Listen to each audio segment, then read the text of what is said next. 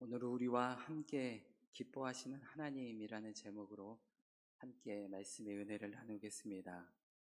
오늘 본문 14절 말씀에서 이 스바냐 선지자는 예루살렘 사람들에게 이렇게 말을 합니다. 전심으로 기뻐하며 노래하라. 사실 우리가 기쁠 때 가장 먼저 표현하는 방식 중 하나가 바로 이 노래일 것입니다. 올림픽에서 금메달을 딴 선수가 시상대에 오르면 그 나라의 국가가 울려 퍼지고 사람들은 눈물로 함께 그 노래를 부릅니다. 그 순간의 노래는 단순한 멜로디가 아니라 그동안의 땀과 수고 그리고 벅찬 기쁨이 담긴 고백의 그런 감격의 고백일 것입니다.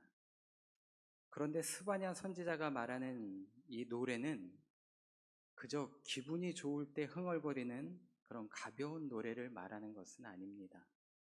하나님께서 하실 일을 기억하며 그분을 높이고 예배하는 찬양을 말하는 것입니다.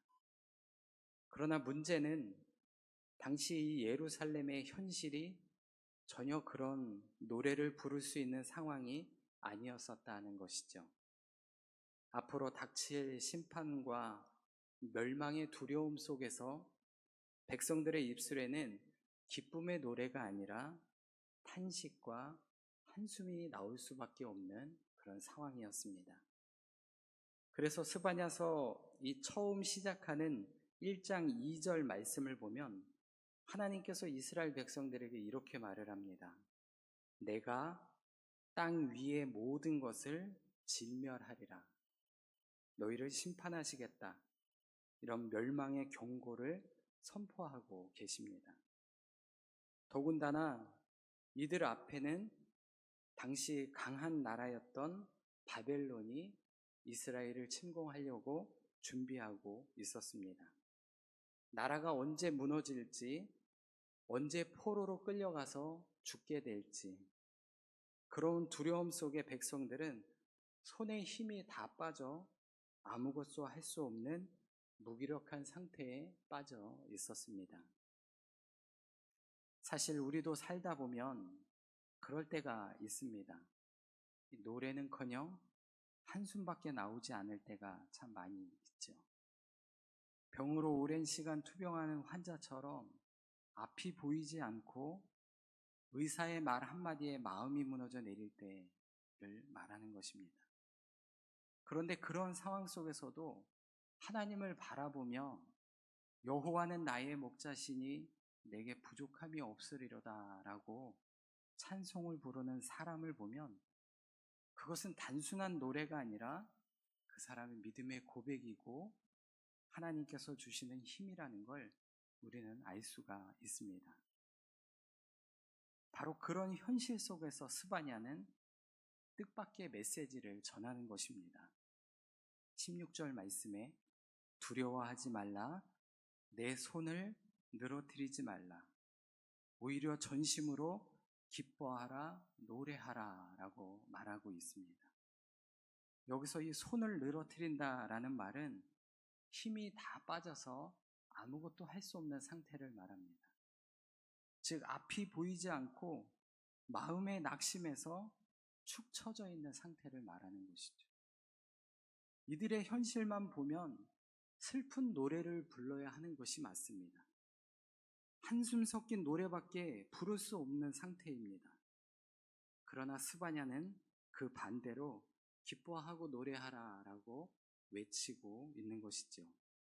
왜 그럴까요? 그 이유는 현실이 아니라 하나님께 있습니다. 하나님이 하실 일을 믿었기 때문에 그렇다는 것입니다. 지금은 어둡고 힘들어도 하나님께서 반드시 회복시켜 주시고 구원의 일을 이루어 줄 것을 알고 있기 때문이라는 것입니다. 우리 삶도 마찬가지입니다. 때로는 노래할 힘조차 없는 순간이 찾아오지만 우리가 여전히 하나님을 찬양할 수 있는 이유, 그 단 하나는 바로 우리와 함께 하시는 하나님 때문입니다. 우리를 기뻐하시는 하나님 때문입니다.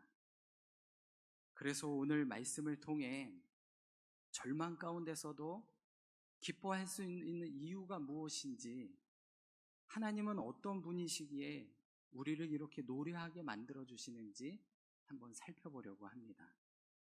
먼저 우리가 기뻐하고 즐거워해야 할 첫 번째 이유는 바로 하나님이 나의 구원자가 되시기 때문입니다. 이스라엘 백성들이 당시 처해 있던 현실은 참으로 절망적이었습니다. 강대국 바벨론이 눈앞에 있었고 언제 나라가 무너질지 몰랐습니다. 그래서 사람들은 애굽이나 다른 나라의 도움을 구했습니다. 하지만 아무리 도움을 구해도 아무 소용이 없었습니다. 강대국 바벨론을 이길 만한 그 힘을 가진 나라는 아무도 없었기 때문이죠. 그래서 지금 이들에게 가장 필요한 것을 말하라고 하면 바로 이 강대국 바벨론으로부터 자신들을 지켜줄 힘, 자신들을 건져줄 구원자가 필요했습니다. 그런데 스바냐 선지자가 전하는 말씀을 가만히 살펴보면 이스라엘이 정말 구해야 하고 이스라엘이 정말 싸워야 할 대적은 바벨론이 아니라고 말을 합니다. 그들을 무너뜨린 것은 이런 바벨론의 힘, 외부의 힘이 아니라 하나님께서 말씀하시는 것은 자신들의 죄라고 말을 하고 있습니다. 결국 하나님의 진노와 심판은 외부에 의해서 만들어지는 것이 아니라 바로 그들의 죄 때문에 임하고 있다는 것입니다. 3장 9절의 말씀에 보면 하나님께서 이렇게 말씀을 합니다. 그때 내가 여러 백성의 입술을 깨끗하게 하여 그들이 다 여호와의 이름을 부르며 하나님을 섬기게 하겠다라고 이렇게 선포하십니다. 여기서 입술이라고 말하는 것은 단순히 우리가 말을 하는 이 말하는 기관을 말하는 것이 아닙니다. 사람의 마음, 생각, 신앙 전체를 보여주는 그런 표현의 말입니다. 왜냐하면 사람은 결국 자기 마음에 있는 것을 입술로 드러내기 때문에 그렇습니다. 사랑하는 것을 말하고 생각하는 것을 말하고 의지하는 것을 말하게 되어 있습니다. 그런데 당시 이스라엘 사람들은 하나님의 백성임에도 불구하고 하나님을 말하지 않았습니다. 그래서 1장 6절 말씀에 보면 하나님을 마음에 두지도 않았다라고 선포하시고 어려울 때 하나님을 찾지도 않았다라고 이렇게 말씀하고 계십니다. 그리고 3장 2절에서는 삶 속에서 하나님을 의지하지 않고 있다라고 이야기하고 계시죠. 그러므로 하나님께서 그들의 입술을 깨끗게 하시겠다고 말하고 있는 것입니다. 그들의 전인격적을 새롭게 변화시켜 주시고, 즉 다시 하나님을 고백하며 살게 만들어 주시겠다라고 말씀하고 있는 것입니다. 그런데 여기서 가장 중요한 점이 있습니다. 그것이 무엇이냐면 이 일을 행하시는 분이 사람이 아니라 바로 하나님, 오직 하나님밖에 없다는 것입니다. 하나님은 이들의 죄로 인해 심판을 하게 하시지만 그것으로 끝나는 것이 아니라 새롭게 만들어 주신다는 것이죠. 이 말씀은 오늘 우리에게도 똑같이 적용됩니다.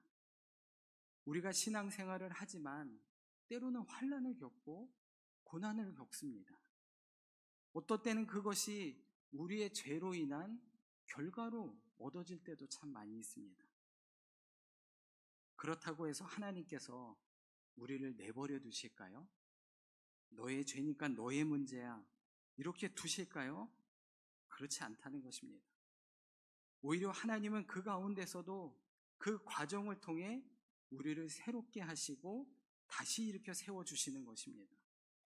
그래서 우리는 환난 속에서도 소망을 가질 수 있는 것이죠. 시편 119편 71절에 이렇게 말씀하십니다. 고난당하는 것이 내게 유익이라 이로 인하여 내가 주의 율례를 배우게 되었나이다. 하나님께서 주시는 고난은 우리를 망하게 하는 것이 아니라 오히려 우리를 깨끗하게 하시고 살리시려는 은혜의 과정입니다. 그러므로 환난과 고난 속에서도 우리는 이렇게 고백할 수 있어야 됩니다. 하나님은 나의 구원자이십니다. 나를 버리지 않으시고 결국 나를 살리십니다. 이 믿음이 있을 때 우리는 눈물 속에서도 기뻐할 수 있고 절망 속에서도 노래할 수 있습니다. 이것이 바로 우리의 신앙 고백이 되기를 축원합니다. 두 번째, 우리가 기뻐하며 노래할 수 있는 이유는 하나님이 우리를 사랑하고 계시기 때문입니다. 오늘 본문 17절에서 하나님은 우리를 사랑하신다라고 말씀하시는데 잠잠히 사랑하신다라고 이렇게 말씀하고 계십니다. 여기서 잠잠이라는 말은 히브리어로 하라쉬라는 말을 사용합니다. 의미는 침묵하다, 안식하다라는 뜻을 가지고 있습니다. 우리는 흔히 사랑이라고 말하면 요란하다라는 생각을 갖습니다. 뜨거운 불길같이 드러나고 감정이 폭발하는 것, 이것을 사랑이라고 쉽게 이야기를 하죠. 그런데 성경이 말하는 사랑은 꼭 그렇지만은 않습니다. 때로는 사랑이 너무 조용해서 사랑인지 아닌지 잘 느껴지지 않을 때도 많습니다. 이 하나님의 사랑을 알려면 사실 부모의 사랑을 떠올려 보는 것이 좋습니다. 부모가 자녀를 사랑하는 모습은 대부분 요란하지 않습니다.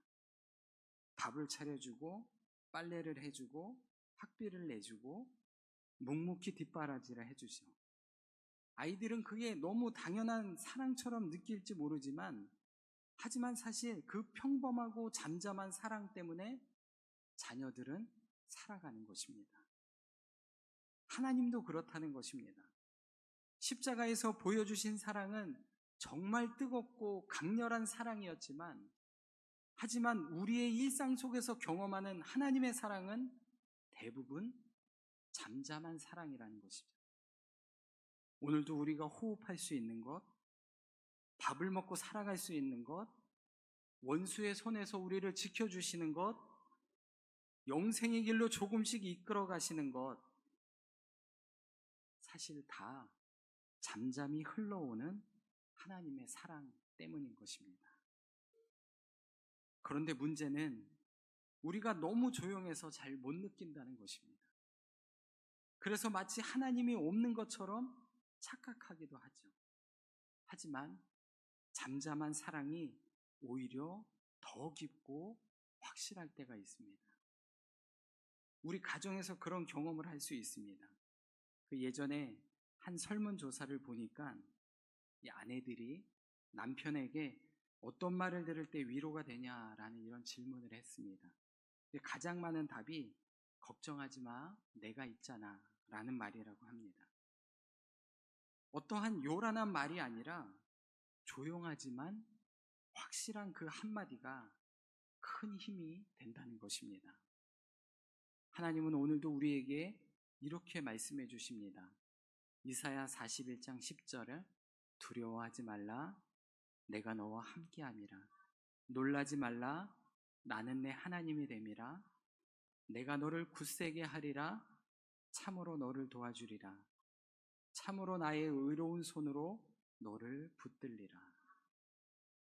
큰 소리로 요란하게 말씀하시지는 않지만 잠잠히 그러나 분명하게 우리에게 말씀해 주고 계시죠. 위로하시고 격려하시고 다시 일어날 힘을 주고 계십니다. 바로 그 사랑이 있었기에 우리가 오늘 여기까지 올 수 있었던 것 아니겠습니까? 앞으로도 그 사랑이 우리를 붙들어 주실 줄로 믿습니다. 그러므로 상황이 아무리 어렵고 답답하다고 흔들리지 마십시오. 나를 향한 하나님의 잠잠한 사랑은 변함이 없다는 이 믿음 위에 서시기를 바랍니다. 그러면 우리의 두려움이 평안으로, 한숨이 기쁨으로, 그리고 하나님을 즐거이 노래할 수 있게 될 것입니다.